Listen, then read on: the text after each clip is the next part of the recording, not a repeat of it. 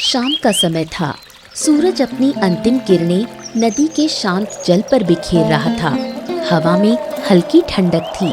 एक छोटे से गांव के किनारे नदी के पास लगे पीपल के पेड़ से एक पुराना लकड़ी का झूला बंधा हुआ था।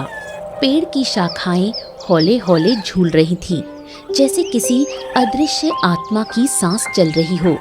पेड़ के नीचे बैठी थी राधा, करीब 28 वर्ष की औरत, साधारण साड़ी में, बालों में तेल लगाया हुआ, चेहरे पर थकावट लेकिन माँ की ममता से भरा हुआ प्यार। वो नदी के किनारे कपड़े धो रही थी। पास ही उसकी 10 साल की बेटी चंपा झूले पर बैठी हंसते हुए झूल रही थी, अनजान उस सन्नाटे से जो धीरे धीरे चारों ओर उतर रहा था। माँ देखो ना, मैं कितनी ऊंचाई तक झूल रही हूँ। जरा और जोर से धक्का दो ना, मजा आएगा। अरे पगली, इतना ऊंचा मत झूल बेटा, ये झूला पुराना है, लकड़ी भी गल चुकी है। अगर टूट गया ना तो सीधा पानी में गिर जाएगी। अरे माँ, मुझे कुछ नहीं होगा, मैं रोज झूलती हूँ इसमें।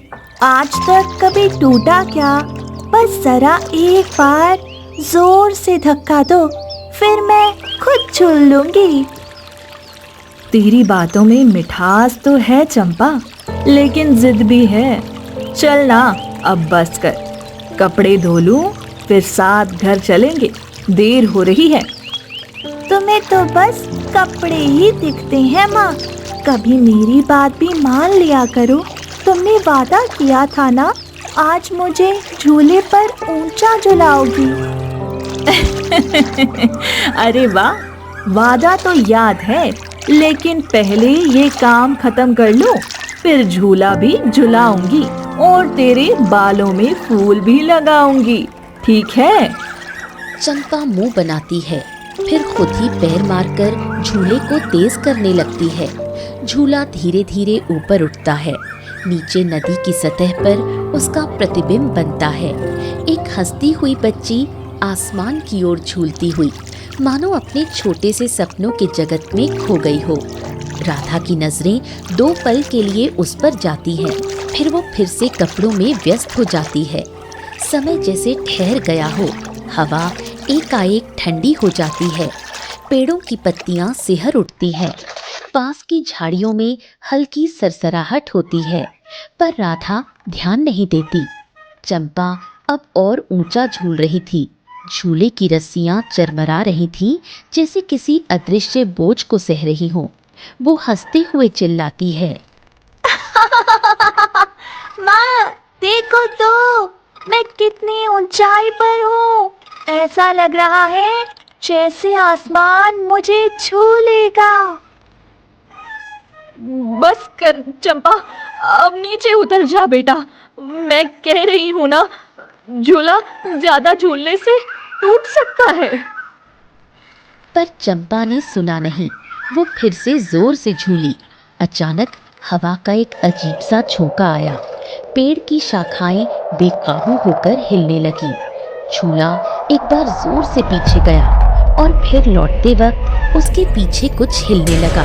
2 काले साए, जैसे किसी के 2 हाथ, जो धीरे धीरे झूले की ओर बढ़ रहे थे। किसी ने कुछ कहा नहीं, बस वो 2 हाथ चंपा की कमर को पकड़ते हैं और अगले ही पल झूला खाली था। चंपा, चंपा बेटा, आवाज क्यों नहीं आ रही तेरी? चंपा, अरे बेटा, कहाँ गई तू? अभी तो यही थी। हे भगवान!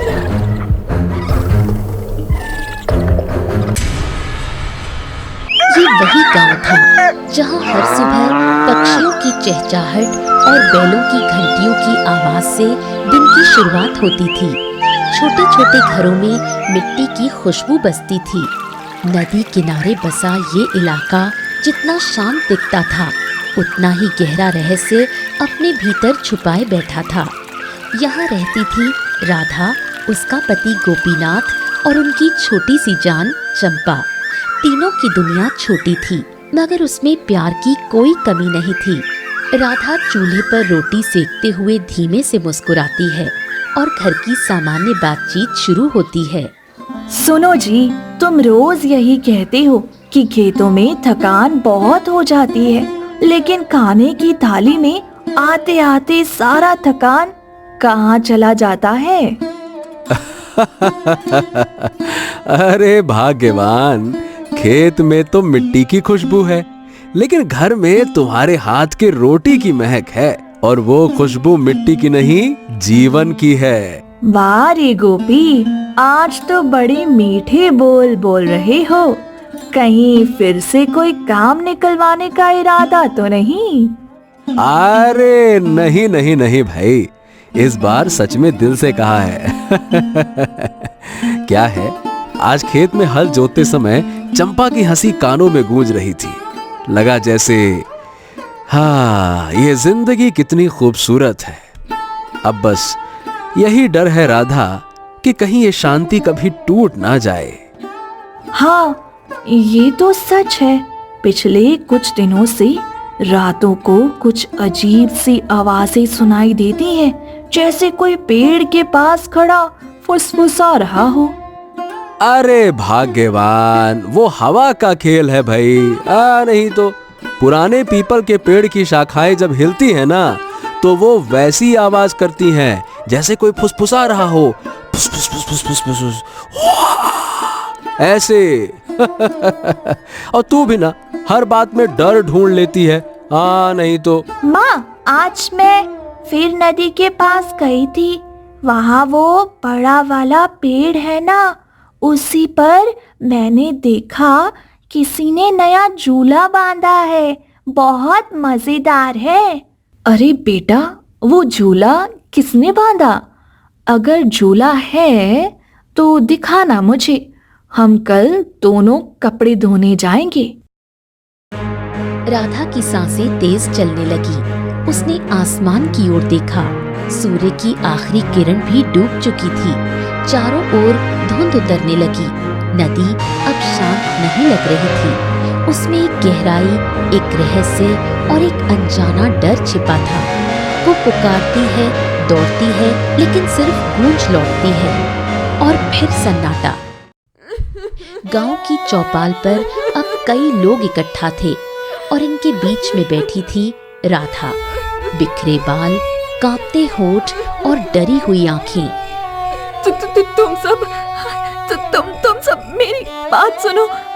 मेरी चंपा, मेरी गुड़िया वो झूले पर थी, बस झूल रही थी। मैं कपड़े धो रही थी और अचानक वो गायब हो गई। मैंने अपनी आंखों से देखा था, झूला हिल रहा था, पर वो उस पर नहीं थी। सिर्फ हवा थी वहाँ, सिर्फ सन्नाटा। क्या? अरे क्या कह रही हो राधा? वो कैसे गायब हो सकती है? तूने ठीक से देखा तो था ना? अरे वो कहीं आसपास होगी या शायद कहीं गिर गई होगी। अरे शायद नदी में फिसल गई होगी भाई। नहीं गोपी, मैंने चारों तरफ देखा। नदी में, किनारे पर, झाड़ियों में कहीं नहीं है वो। बस वो पेड़ जैसे मुझे घूर रहा था। उसकी शाखाएं अपने आप हिल रही थी, जैसे वो हंस रहा हो। गांव के लोग एक दूसरे को देखने लगे। कुछ की आंखों में डर था, कुछ में शक। बुजुर्ग महिलाएं एक दूसरे के कानों में फुसफुसाने लगी। फिर से वही पेड़, फिर से वही घटना। हवा में रहस्य घुल चुका था। गोपीनाथ, ये पहली बार नहीं हुआ है। बीते साल भी उस पेड़ के पास एक बच्चा गायब हुआ था। तब सबने कहा कि नदी ने निगल लिया, पर शायद सच्चाई कुछ और है। हाँ, नहीं प्रधान जी, नहीं। मैं इस बार सच्चाई जान कर रहूंगा। मेरी बेटी को मैं ढूंढे बिना नहीं लौटूंगा। अरे जिसने भी उसे छीना है, मैं उसे छोड़ूंगा नहीं। गोपी, कहीं मत जाना अकेले। वहाँ कुछ है। वो पेड़ वो जीवित है। मैंने महसूस किया है। जब चंपा झूल रही थी तब पेड़ कांप रहा था, जैसे सांस ले रहा हो। गांव में फुसफुसाहट तेज हो गई। किसी ने कहा शायद आत्मा है, किसी ने कहा कोई श्राप है। फिर गांव का बुजुर्ग हरदीन काका आगे आया। सफेद बाल, हाथ में लाठी और आंखों में सदियों का अनुभव। ए गोपी, तू अकेले मत जा, गांव के कुछ लोग तेरे साथ चलेंगे। मशाले ले ले, ये रात आसान नहीं है। नदी के उस पार जो होता है वो दिखता कुछ और है और होता कुछ और। कुछ ही देर में गांव वाले हाथों में जलती मशालें लेकर निकल पड़े। अंधेरा गहरा था, पर उनकी आंखों में उम्मीद की लौ जल रही थी। राधा पीछे पीछे चल रही थी, सिसकियों के बीच अपनी बेटी का नाम पुकारती हुई। पगडंडी पर उनके कदमों की आवाज और रात का सन्नाटा, जैसे दोनों में मुकाबला चल रहा हो। वो सब नदी की ओर बढ़ रहे थे। हवा में अब एक अजीब सी गंध थी। गीली मिट्टी में कुछ सड़ा हुआ, जैसे किसी पुराने रहस्य की सांस। अचानक सामने से एक बूढ़ा आदमी रास्ते में आता दिखा। सिर पर सफेद कपड़ा, हाथ में लकड़ी की छड़ी और आंखों में बुझी हुई आग। वो धीरे धीरे उनकी ओर बढ़ा। कौन है वहाँ? अंधेरे में क्या कर रहे हो बाबा? हमने तुम्हें पहले कभी नहीं देखा इस रास्ते पर। कौन हो? अरे मैं यही रहता हूँ, बरसों से देख रहा हूँ। लोग आते हैं, जाते हैं, कुछ लौटते हैं, कुछ नहीं। तुम जिसको ढूंढ रहे हो वो इस रास्ते पर नहीं मिलेगी। क्या मतलब है तुम्हारा? मेरी बेटी गायब हुई है। बेटी, तुम जानते हो कुछ? देखा है उसे? बोलो। हाँ, तुम्हारी बच्ची नदी के पार उस पद की ओर गई है जहां से कोई वापस नहीं आता। पर अगर सच्ची ममता और सच्चा विश्वास हो तो एक आशा है। वहां एक ताल के उस पार एक साधु महाराज रहते हैं। वही जानते हैं कि उस रहस्य का उत्तर क्या है। उनसे मिले बिना कुछ भी नहीं होगा। जाकर उनसे मिलो। साधु महाराज? कौन है वो? कहाँ मिलेंगे हमें?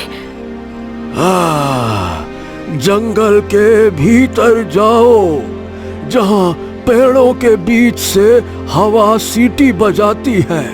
वहां वो साधु ध्यान में बैठते हैं। पर सावधान, वहां जाने वाला हर व्यक्ति अपने भीतर का डर लेकर लौटता है। अगर तुम सच्चे हो तो वो तुम्हारी मदद जरूर करेंगे। इतना कहकर बूढ़ा आदमी मुड़ गया और जैसे ही मशाल की लौ उसके चेहरे पर पड़ी, वहां कुछ नहीं था, सिर्फ अंधेरा। गोपीनाथ की रीढ़ में ठंड उतर गई। गांव वाले एक दूसरे को देखने लगे। अब वापस लौटने का सवाल नहीं था। उन्होंने दिशा पकड़ी जंगल की ओर। कई मील चलने के बाद सब एक खुले मैदान में पहुंचे। बीच में एक छोटा तालाब था, जिसके पास एक वृद्ध साधु ध्यान की मुद्रा में बैठे थे। उनकी आंखें बंद थीं, पर ऐसा लगता था जैसे वो सब कुछ जानते हैं। गोपीनाथ आगे बढ़ा, उनके चरणों में गिर पड़ा। महाराज दया कीजिए, मेरी बच्ची को ढूंढ दीजिए। वो नदी के पास के पेड़ से गायब हो गई। किसी ने उसे खींच लिया। वो कहीं नहीं मिल रही। महाराज, मदद कीजिए। तुम जिस पेड़ की बात कर रहे हो वो साधारण नहीं है। वो एक श्रापित आत्मा का घर है। वहां कभी एक लड़की रहती थी जिसका प्रेम धोखा खा गया था। उसने पीड़ा में अपना जीवन उस पेड़ के नीचे समाप्त कर दिया और तब से वो स्थान उसका बन गया। वो अब हर मासूम आत्मा को अपनी अधूरी सांसों में खींच लेती है। तो महाराज, क्या मेरी चंपा अब कभी नहीं लौटेगी? आशा अभी बाकी है। उस श्रापित भूमि की रक्षा एक पवित्र गाय करती है जो जंगल की गहराई में रहती है। अगर वो गाय तुम्हारी पुकार पर स्वयं तुम्हारे पास आए तो समझो तुम्हारे दिल की सच्चाई ने उस श्राप को तोड़ दिया है। फिर न केवल तुम्हारी बच्ची बल्कि और भी कई आत्माएं उस बंधन से मुक्त हो सकती हैं। मशालों की लौ अब हवा में डोल रही थी। सबके चेहरों पर डर और उम्मीद दोनों थे।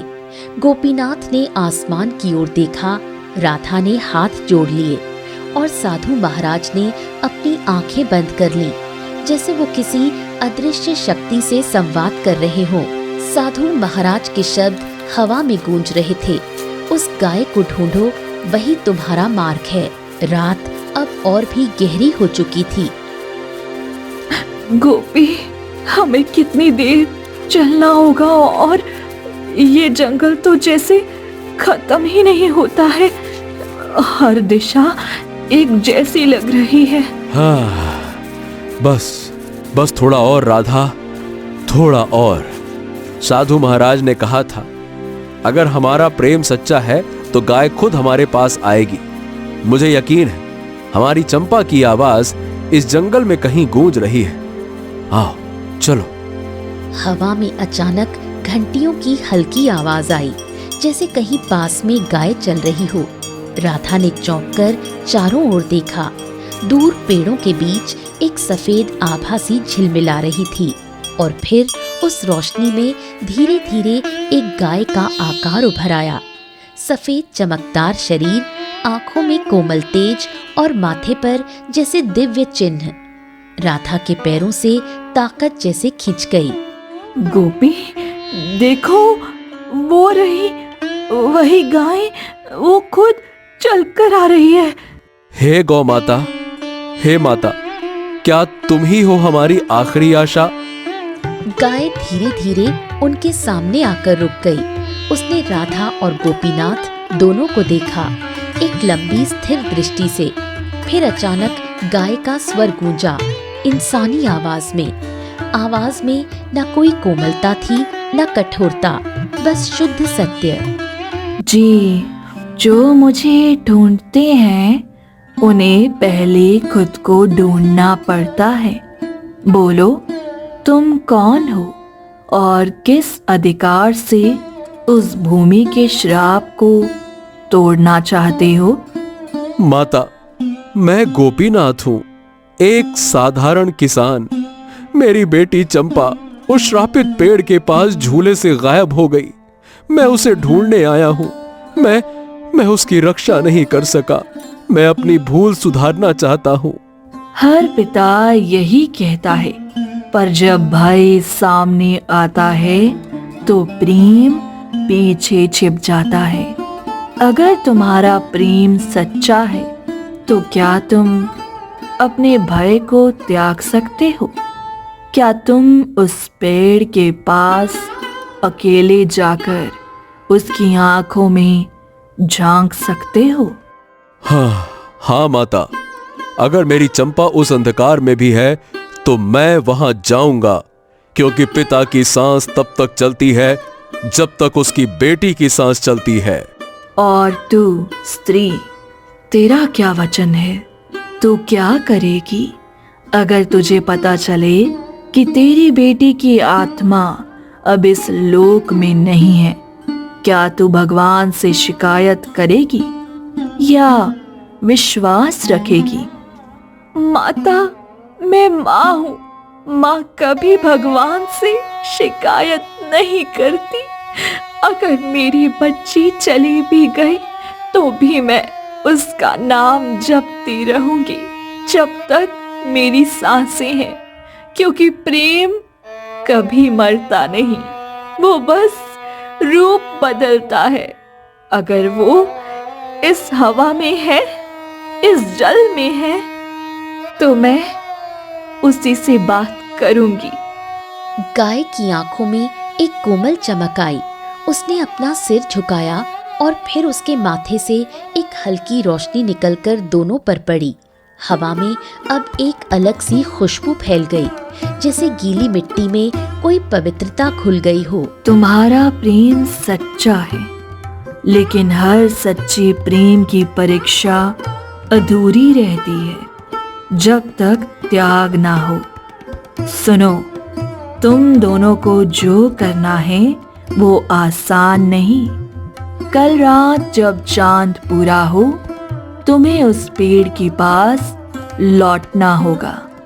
राधा, तू अपने हाथों से उस पेड़ की जड़ में दीपक जलाना। गोपीनाथ, तू अपनी बेटी का नाम 3 बार पुकारना।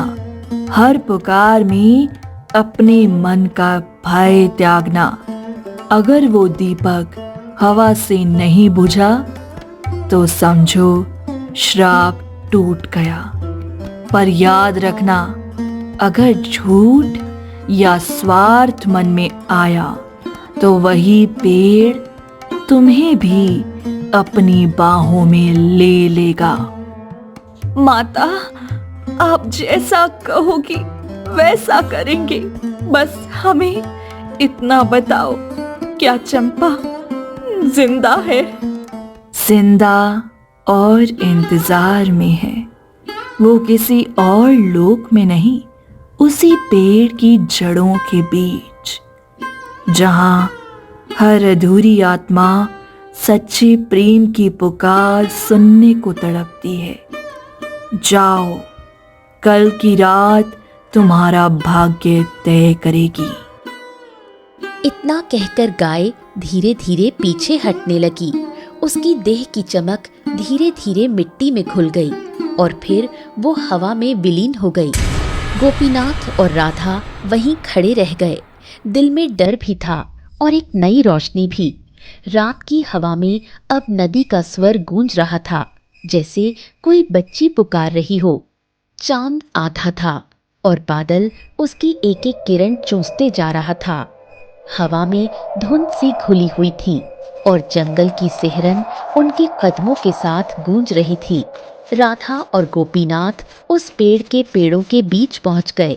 वही पेड़ जिसके नीचे झूला बंधा था, पर अब पेड़ सामान्य नहीं लगा। उसकी छाल में कुछ सख्त, मानो खरगोश सी सांसें फंसी हों। उनकी मशाल की लौ पेड़ की जड़ों पर पड़ते ही कुछ बदल गई। एक नरम गूंजती हुई आवाज निकली, जो सुनने में मासूम और रहस्यमयी दोनों थी। माँ, क्या तुम आ गई? क्या तुमने मुझे ढूंढा? मैंने इंतजार बहुत किया। चंपा, ये आवाज, ये कैसी आवाज है? क्या तू सच में बोल रही है? मैं चंपा हूँ। पर मैं वही नहीं रह गई जो तुम जानते थे। मेरे अंदर अब और भी एक और साया है, एक और लड़की जो कभी यहाँ मरी थी। मैं बहुत रोई, बहुत पुकारा, पर मेरी पुकार पेड़ की लकड़ी में जकड़ गई। ये आवाज, ये उसका स्वर कैसे हो सकता है? क्या ये कोई जाल है? क्या कोई हमें बहका रहा है क्या? कौन है? कौन? तुम्हें धोखा देने की मेरी इच्छा नहीं। मैं और वह लड़की, दोनों की आत्माएं यहाँ पर मुरझा कर रह गई। किसी ने हमें धोखा दिया, हमें यहाँ बांध दिया और तब से हम इस लकड़ी में बंद हैं। जो मुझे बचाने आया उसे मैंने परीक्षाओं से उभारा, पर मेरे भीतर और भी बहुत है। हे ईश्वर, मेरी चंपा की आत्मा इतनी पीड़ा में। बताओ बेटा, तुम्हें क्या चाहिए? मैं कुछ भी करूंगी। तुम्हारी ममता ही मेरी उम्मीद है। सुनो, मुझे और इस लड़की को यहाँ से निकालने का एक ही रास्ता है। वो साधु महाराज जो तुम्हें बताए थे, उन्होंने कहा था कि एक पवित्र अग्नि से बंधन टूट सकता है। मेरी आत्मा को तब मुक्ति मिलेगी जब मेरा शरीर इस लकड़ी को एक पवित्र अग्नि स्पर्श करे। पर ये अग्नि तिरस्कृत या स्वार्थ से नहीं होनी चाहिए। तुम्हें उसे प्रेम और त्याग की भावना से जलाना होगा, नफरत नहीं, ना बदला। तभी रूहें शांति पाएंगी। मगर पेड़ जलाना? इस पेड़ ने तो हमारे लिए छाया दी थी, झूला भी यही था। क्या हम सचमुच जलाने का आदेश दे सकते हैं? तुम्हें समझना होगा, मैं अब सिर्फ पेड़ नहीं हूँ। मेरे भीतर उन मासूम बच्चों की चीखें, उन अनकहे शब्दों की आग फंसी है। अगर तुम वही पेड़ छोड़ दोगे तो वह चीखें सदियों तक उभरती रहेंगी और औरों को खींचती रहेंगी। यदि तुम मुझे पवित्र भक्ति से लौटा दोगे तो ना केवल मैं, वह दूसरी लड़की भी, दोनों मुक्त होंगे। पर याद रखना, ये परीक्षा है। यदि तुम्हारे मन में स्वार्थ, बदला या नफरत की लो होगी, तब वह अग्नि तुम्हारी इच्छा नहीं, तुम्हें जकड़ लेगी। हे परमात्मा, मैं माँ हूँ। मेरा दिल केवल प्यार जानता है। मैं चाहती हूँ कि मेरी चंपा को शांति मिले और उस लड़की को भी। यदि मेरे चाहने से किसी को मुक्ति मिले तो मैं वही कर दूंगी। हाँ, राधा ने सच कहा। मेरा मन भी अब केवल एक ही बात चाहता है, मेरी बच्ची को बचाना। अगर इसके लिए मुझे उस पेड़ का बलिदान देना पड़े तो मैं दे दूंगा। दोनों की आंखों में सच्चाई की रोशनी थी। वो लौटकर गांव की ओर भागे, पर वो अब अलग तरह के लोगों की तरह लौटे थे। उन्होंने गांव वालों को बुलाया। साधु महाराज ने निर्देश दिए कि ये अग्नि क्रिया केवल श्रद्धा और त्याग से होनी चाहिए। किसी ने नफरत की बातें नहीं की, किसी ने बदले की बात नहीं रखी। सबने अपने अपने हाथ जोड़कर व्रत लिया कि ये अग्नि किसी के नाश के लिए नहीं, बल्कि मुक्ति के लिए होगी। रात के समय सभी ने मिलकर एक पवित्र मंत्र पढ़ा, निवेदन किया, आंसू बहाए और फिर राधा ने अपने हाथों से एक दीपक जलाया। गोपीनाथ ने बच्चे का नाम 3 बार पुकारा। हर पुकार में अपने भीतर का भय छोड़ा। दीपक को पेड़ की जड़ों के निकट रखा गया और बिना किसी लज्जा या क्रोध के एक शांत और प्यार से भरी हुई अग्नि दाहक स्पर्श बनी। आग शुद्ध थी। वो ऐसी आग थी जिसे केवल विश्वास जगा सकता था। अब मैं महसूस कर सकती हूँ, मेरी जकड़ी हुई सांसें खुल रही हैं। जो छोटा सा भाग बचा था वह भी निकल रहा है। जैसे जैसे अग्नि ने पेड़ की पुरानी छाल को चूमा, वहां से धीमी धीमी हंसी की आहट निकली, पहले हल्की फिर स्पष्ट, और वो आवाज अब चंपा की आवाज के साथ गूंज उठी। हवा में धनुष सी रोशनी फैली और एक एक कर पेड़ की दरारों से सफेद उजास निकलने लगा, जो धीरे धीरे एक नाजुक सी परछाई बनकर हवा में तैरने लगा।